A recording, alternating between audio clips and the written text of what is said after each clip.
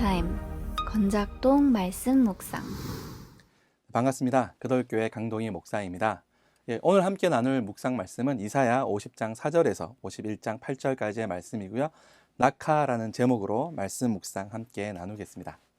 자, 여러분 윌리엄 윌버포스라는 인물 알고 계시죠? 너무 유명하기도 하고 목사님들이 설교 시간에 예화로 많이 언급되고 있는 인물이기도 합니다. 18세기 영국의 양심이라고 불리기도 하는데, 자, 이분은 패습, 정치 패습, 당시에 정치가가 되려면 돈을 주고 정치가가 되는 그러한 여러 가지 정치적인 패습과 악습이 있었습니다. 그래서 영국 사회가 굉장히 혼란했죠. 근데 이 윌리엄 윌버포스라는 분이 그러한 정치 패습과 그리고 이제 노예제도, 미국보다 앞서 폐지한 노예제도를 성공적으로 이끄는데 굉장히 중심적인 역할을 했던 인물로 알려져 있습니다. 이분 또 믿음이 좋고 신앙이 좋은 개신교 교인으로도 많이 알려져 있습니다. 이분은 젊은 시절 목회자가 될 것인가 아니면 정치가가 될 것인가를 굉장히 고민을 많이 했다고 합니다. 그리고 하나님의 말씀, 그 뜻을 이루기 위해서는 정치가가 되어야겠다라고 결심을 하고 정치인으로 삶을 살아오신 분이죠. 이분은 굉장히 건강의 어떤 악화로 인해서 굉장히 고통을 당하기도 하고, 또한 이제 반대, 어떤 그 패습과 그러한 어떤 세력들, 얼마나 많은 반대가 있었겠습니까? 그런 여러 가지 어려움과 고난, 모든 걸 인내하고 참아내며 성공적으로 정치를 개혁하고 또 노예제도를 폐지하는 일에 성공적으로 앞장섰던 인물입니다. 그는 하나님의 나라를 이루기 위해서 포기함 없이 자신의 삶을 던져 넣은 인물이라고 볼 수 있죠.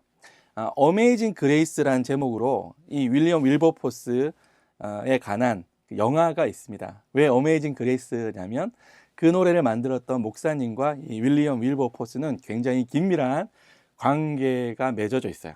그래서 영화의 제목을 어메이징 그레이스로 정했던 것 같아요. 여러분, 이제 무더운 여름, 또 코로나19 때문에 답답하시죠? 안 보셨다면 꼭 자녀들과 함께 집에서 어메이징 그레이스라는 윌리엄 윌버포스의 일생을 다룬 이 영화를 꼭 한번 시청하시기를 권해드립니다. 정말 감동적이고 배울 점이 많은, 또 재미도 있는 그런 영화예요. 한번 꼭 보시길 바랍니다. 자, 오늘 본문 말씀 같이 한번 살펴보겠습니다.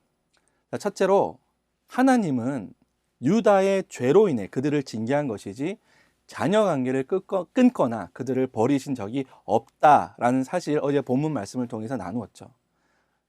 그 선상에서 오늘 본문을 또 같이 살펴보기를 원합니다. 자, 본문에는 주 여호와라는 말이 4번 사용되고 있습니다. 이는 하나님의 주되심과 백성들을 돌아보시는 분임을 강조하고 있는 것이죠. 자, 주님을 따르는 종들은 끊임없이 말씀을 연구하고 또 배우고 익힌 것을 삶에 적용하여 행동해야 할 것입니다. 자, 쉽게 말하자면 예수님을 믿는 모든 제자들은 신학자요, 목회자요, 또 전도자여야 한다는 것입니다. 저희 그들교회 캐치플레이어가 모두가 목회자요, 모두가 신학자요, 모두가 선교사다라는 건데요. 맞습니다. 예수님을 믿는 제자, 여호와 하나님을 따르는 사람들은 그 말씀을 익히고 배워서 삶에 적용하고 그걸 이루기 위한 삶을 살아야 하는 것입니다. 윌리엄 윌버포스는 정치가를 선택했지만 그는 누구보다 목회적 삶을 살았고요, 누구보다 하나님의 공의를 세우는 선교적 삶을 살았던 인물인 것입니다. 자, 제자들은 배운 학식으로 공관자들을 도와야 한다라고 본문에는 말씀하고 있습니다.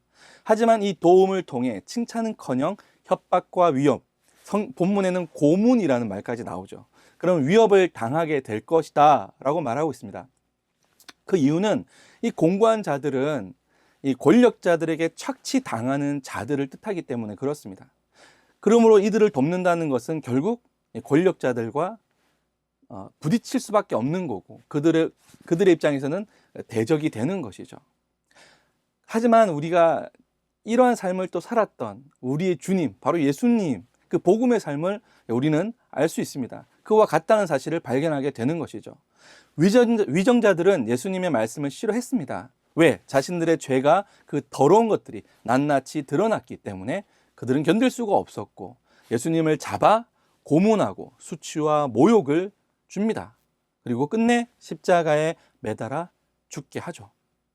하지만 예수님이 실패하셨습니까? 예수님은 부활하셨고 진정한 승리자가 되셨습니다. 만왕의 왕이시며 구원의 유일한 통로가 되신 것입니다. 주님을 대적하는 이들의 삶은 무엇이 기다립니까? 결국 그들이 이긴 것처럼 보일지 모르나 하나님의 시퍼런 날선 심판대 앞에 심판대가 그들을 기다리고 있을 뿐입니다. 제자들은 일의 끝을 아는 사람들입니다.